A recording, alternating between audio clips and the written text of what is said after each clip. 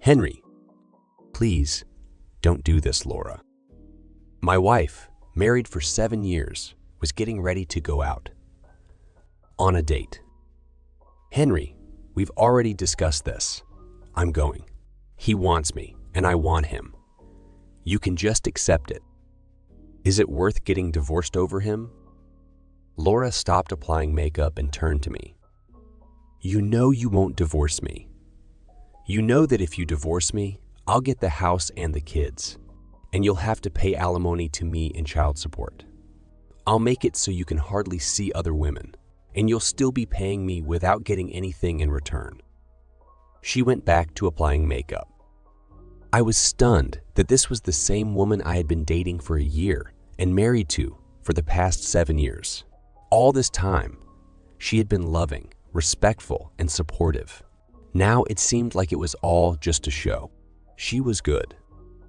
Would your mother approve of what you're doing? Henry, you're so naive and trusting. It was her idea. I was raised for this purpose. A woman should have power in marriage. We're not as physically strong as men, so we need to assert our dominance in other ways. My mom did the same with my dad when I was little. Eventually, he accepted his place, and you will too. Oh, it will be difficult, and fragile male ego will resist.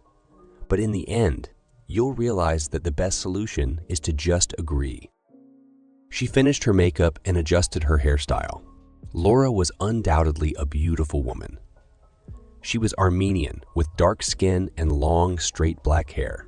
She had a slightly small nose, which, she claimed, caused her some trouble when she was younger, but she grew into it, and now it complemented her deep brown eyes, giving her an exotic, sultry look. When we got married, I truly felt like I had struck gold. Laura, if you go through with this, I won't be here when you come back. She looked at me again as if I were a foolish man. Darling, I'm sorry it's so hard for you. Despite what you might think, I do love you. I decided to marry you because of my feelings for you and because you're the best husband and father, better than any other man. Other men are just physical pleasure for me. I just need more than one person can provide. But if you stop tormenting me, I'll reward you when I come home. Does she really think that's some kind of incentive? Her tone was serious, I thought. Maybe you don't agree with it, but you'll accept it. Like everything else you can't change. I won't be able to sleep with you anymore. He wants me exclusively, but I'll take care of you in a different way. Not that she had any chance of everything turning out well, but this was definitely the last straw. Why don't you just leave me and go to him? She laughed as if it were the most ridiculous proposal in the world. I told you, Henry, no man can satisfy all my needs. Besides, he only makes about $25,000 a year. He's just nobody at the warehouse. No, we need your income to maintain the lifestyle that I and our children deserve. How do I look? I noticed she hadn't mentioned loving me once. Terrible. She laughed. You're just trying to be mean, but that's exactly what I aimed for. She grabbed her purse, put her ID, spare lipstick, and some money for emergencies inside, and headed for the front door. Before leaving, she came to me and tried to kiss me. I turned my head so that she only got my cheek, and even that made me feel a bit uncomfortable. Henry, I know it will be difficult at first. It's not what you expected to see in your life, and you'll have to get used to it. But you'll learn to appreciate the lack of responsibility it will mean for you. In the end, everything will be fine with you. I just know it. After all, you were somewhat of a soldier, so used to following orders, right? It will all work out. And now I have to run. And with those words, she left. It was only about 7 p.m., so I could kill some time. A soldier. True, I hadn't talked much about my army service, and she had never asked about it, so I guess that's all she could think of. Soon, she would realize that military service is much more than just being a soldier. I called her mother. Although I knew more than they thought, I turned to Margaret as if I were completely blindsided by the events of this evening. I told her about my conversation with Laura. I knew Laura's dad was seriously affected, but I didn't realize the true extent of it before all this started. She explained it the same way Laura did. "Oh, Henry, I know it will be hard to accept. You just have to understand that women are the natural choice to be in charge, and we must use any means at our disposal to gain this advantage. And the thing is, no matter what you may believe based on popular culture messages, women need much more love than men and can do it longer and better. We need more than one man, and we need other men to fulfill certain roles." It was hard for me to hold back hysterical laughter as she presented her philosophy. "Is it really so?" I asked. "Of course. Just like my husband Gary, your main role is financial support in raising children. Do that well, and you will be rewarded with corresponding access. Laura says she's only for that other man. Don't worry about it. It's only temporary. It needs to be done at the very beginning to set you on the right path. Once you embrace your role more, there will be more opportunities to please her in that way. In reality, she needs you, as her husband and societal norms dictate that you're the one she lives with. She needs you to help her keep a clear head so she can properly manage the family. Do you understand the meaning in all of this?" "You explained it perfectly, Margaret. It really makes sense. I'm glad I could help clarify the situation. I know it seems harsh and such a big change, but it won't take you much time to get into the rhythm and even enjoy the role you're playing. I'm sure you're right, but please make sure the girls are in bed by 9. Of course, Henry. I'm happy to respect your wishes in that regard. We women are not unreasonable, and don't hesitate to call me if you have any more questions. Maybe I can answer them a bit clearer than Laura. Margaret's complicity in this matter will not go without consequences. Physically, she won't be harmed, but I believed that the means through which she would suffer would be more painful for her. You see, I was more than aware of what Laura planned to do. In fact, Laura was too trusting. She thought I would just go along with what was happening day by day, and that she had fooled me. But something in her behavior hinted at changes. So I contacted a few of my brothers in arms to help me, just doing what they did best. Alan was the smartest among us. He had been involved with reconnaissance units while we were abroad and knew almost everything there was to know about surveillance and electronic security. He tapped our phones and listened in on Laura's car, purse, and cell phone. He had plenty of audio recordings of her conversations with her mother, friends, and lover about what they were planning. I suspected that some of her friends were planning to do the same, depending on how Laura's attempt went. David also worked in intelligence and was one of the best computer hackers. Mark was now the executive director of a company that did quite a bit of business overseas, giving him access to the company's private jet. He could use it as he saw fit with little accountability. And finally, there were Jason, Carl, and Dennis. We called them JD in the group. These guys were fighters, but they were good at it. They were excellent shots with all kinds of weapons. All the guys were on alert, and at 10 p.m., the plan went into action. My request for the kids to be in bed by 9 was part of the plan. I packed a few suitcases for myself and the kids, mostly with items of personal and sentimental value. Of course, there was some clothing, but toys made up the majority of the kids' belongings. We could buy more clothes.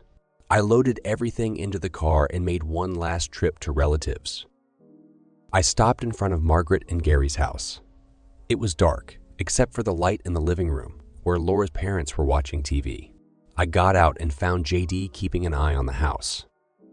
Jason briefed me briefly. The kids went down at 9, and they're probably asleep within 15 minutes or so. The subjects have been watching TV since 9:30. The husband made a few trips to the kitchen for drinks and snacks, but that's the extent of their movement so far. We're ready to go in. Just say the word. Let's do it. JD headed towards the house. If I didn't know they were there, I wouldn't have noticed them. They used only manual tools. No automation was required for this particular operation. I just stood and watched the living room, keenly observing how the guys entered and quickly subdued Margaret and Gary. I slowly made my way to the house and entered through the front door. I could hear Margaret pleading, "Please don't harm us. You must have chosen the wrong people. We haven't done anything. Our granddaughters are sleeping in the next room. Please, just let us go. We won't say a word to anyone. We just..." At that moment, she saw me enter the room and fell silent. "What's going on, Henry? Is Laura going to do this if you don't let us go? Henry, what's happening here? Either release us immediately or Laura will." "Silence, Margaret," I said in a tone I had never used with her, and she was taken aback. "Neither you nor Laura can do anything about this. I suggest you just listen to what I'm about to say. Please, save your questions until the end." As we talked, JD calmly and efficiently tied each of them to one of the chairs in the dining room. These guys were experts at it. Margaret and Gary would be stuck in those chairs until someone untied them or they somehow broke the chairs into pieces. "Margaret, Gary, I've decided that I won't accept the future you and your daughter tried to dictate to me. However tempting it might be to live my life in the service of your daughter and shift all the responsibility onto her, I simply don't think it will work for me."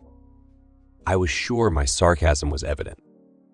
"I learned about your little plan some time ago, and I made my own preparations. And since you went along with her and essentially encouraged her, well, that means you'll suffer some consequences as well." "And what are the consequences?" Margaret interrupted sarcastically. "Margaret, I asked you to hold your questions until the end. I will provide you with all the necessary information, but since you asked, I'll answer that question now. The consequence, in my opinion, will hurt you the most. You will never see your granddaughters again." "Henry, no, please, no, you can't do that. Please don't." I raised my hand to stop her rambling. "I can and I will. But Laura is still young. Perhaps over time, she'll find a replacement for you." She suddenly became aggressive, trying to take control. "We will find you, Henry. We won't spare any money to track you down. You know we have money. We'll find you and you'll regret it." "You can try, Margaret. Though you're wrong about one thing. You don't have any money." "What are you talking about?" "Well, as one of the consequences of never seeing your grandchildren again, there were some steps that were necessary to prevent you from carrying out that very action. So I had to take the unfortunate step of emptying all your bank accounts, except for enough to keep you afloat for a month or two. This includes your investment accounts, and even that little secret bank account you and Laura opened as a rescue fund, which you didn't think I knew about. How could you do this? As you can see, it's evident that you underestimated the resources available to me due to my military career. That's how I got my hands on almost every penny of yours, including cash advances on all your credit cards. Before you even think about coming after me, you'll have to deal with a remarkably crushing debt load. Gary, I hope you're not planning to retire anytime soon. On the other hand, I'll never have to work again." Gary didn't say a word, not now either. He just stared at me, although I think part of him was hoping I'd offer to take him with me. "But the good news is that you'll be together. Laura won't be able to afford the house since she doesn't work, and with the Lions I've taken on it, even selling that thing won't yield anything. Her credit cards are canceled, and yours are almost depleted. You won't have enough money to attract attention in searches. So she'll have to move in with you, and maybe between the three of you, it'll work out. We'll still find a way, just wait. I look forward to it, really. I'll even give you a little hint to help you. Don't bother searching within the US. We won't be here. And don't bother looking for Henry Riley or Lily Weston. After tonight, these people won't exist, at least on paper. None of them could think of anything else to say, so I went and woke up the girls. "Daddy!" they shouted in unison.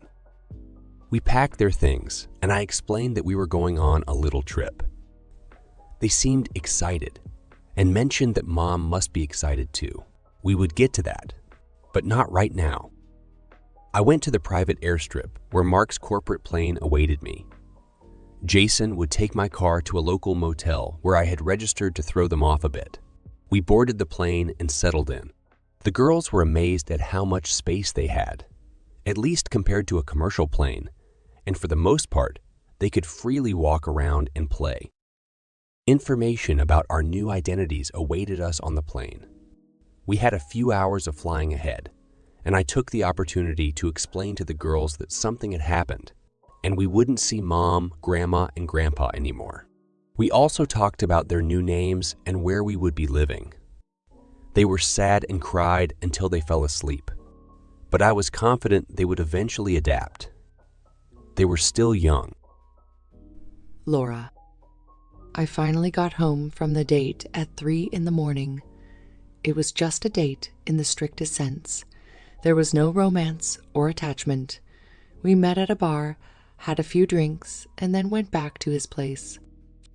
I definitely had a good time tonight, not just with the guy I initially met. We also picked up a couple of his friends at the bar, so I was with all of them. Henry just had to understand that I needed more than he could give. It wasn't a blow to him. No man could satisfy all my needs, and I hadn't been fully satisfied for a long time until he ended up where I needed him, so I could start all this. But I was going to make up for lost time, for sure. I pressed the garage door opener button and waited for it to lift. I wasn't very surprised that Henry's spot was empty. Dad reacted the same way, Mom told me. I hoped everything would go smoothly, but Mom was right when she said that male ego wouldn't allow them to just live like this. Henry wasn't around, and his absence affected me more than I expected, but it was just proof that I truly loved him. Despite what he might be thinking right now, but he would be coming home soon. His love for the kids guaranteed that he would straighten up and fly right. I chuckled to myself, imagining him coming back and begging me to let him serve me so he could see the girls. Henry still wasn't home. All of this was not surprising, but the longer he stayed away, the more I planned to make him apologize. I took a long shower. I slid into bed and instantly fell asleep. It was around 11 in the morning when I called Mom and Dad's home to check on the girls, but there was no answer. I then tried each of their cell phones and also got no response. Odd, I thought. They always answer. Worried. After 20 minutes, I drove to their house. Their car was there too, and everything looked as it should. I actually expected them to come out since they weren't answering phone calls, or maybe were working in the yard. I entered through the front door. Mom, Dad. I barely heard the response, which seemed strange to me. Laura, dear, come here. Quickly. I rushed into the living room and was shocked to find both of them lying on their sides, tied to the chairs. Odd. Mom, Dad, what happened? I worked on untying them as Mom explained. He took the kids. Laura. It was Henry. He took them. What are you saying, Mom? Henry did this to you and then took the girls? Yes. He and some of his friends, it seems. Soldiers. I don't know. They came in. Henry took the girls and left. He said he's leaving the country and will never see them again. My head was spinning from this information. Could I have underestimated him so much? I never thought he was capable of this. There must be another explanation. I finished untying Mom and told her to pull Dad out. then dialed Henry's mobile phone. I'll fix everything, I thought. Either he'll come back here with my kids, or he'll regret it. Henry. I was expecting a call from Laura, and the phone rang. I let it ring 4 times before answering. Hello? Where are you? I hung up. A few moments later, the phone rang again. Don't hang up. I hung up again. The phone rang again. This time, I spoke first. Laura, this is your last chance to speak politely. If I hang up again, it'll be the last time you hear my voice. Understand? I could almost hear her scowl through the phone. Yes, I understand. Now, what's going on? Why were my parents in chairs? And where are my kids? Well, let me answer your questions in reverse order. First, you don't have kids anymore. Those who were once your children are here with me, where they'll stay, and you won't see them again.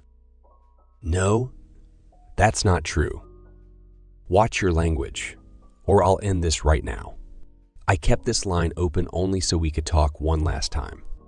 After I hang up, this number won't work anymore. So if you want answers, you need to watch how you express yourself. Clear. Laura's tone instantly changed. She probably thought she could still get through to me, but at this moment, she needed to appear reprimanded.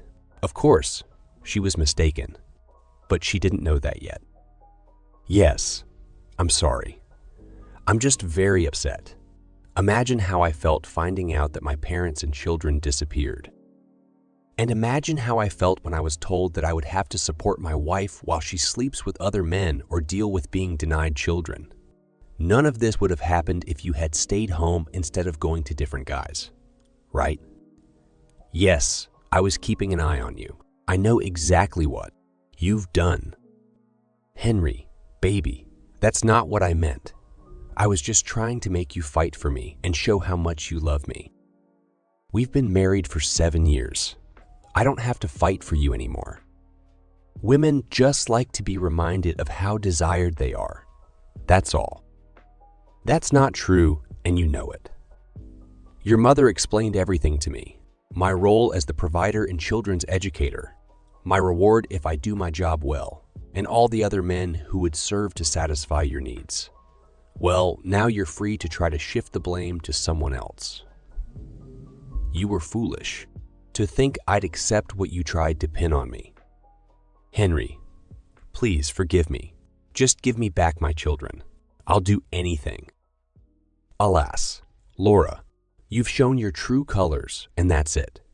As I already told your mother, you can try to find us. But we live under different names in another country. We have new birth certificates that don't even indicate you're their mother, so there's no paper trail for you to hunt. I'm actually glad for the first time that my parents died in that car crash. It would have complicated our departure. Goodbye, Laura. I heard her shouting my name as I disconnected the call and tossed the phone into the water.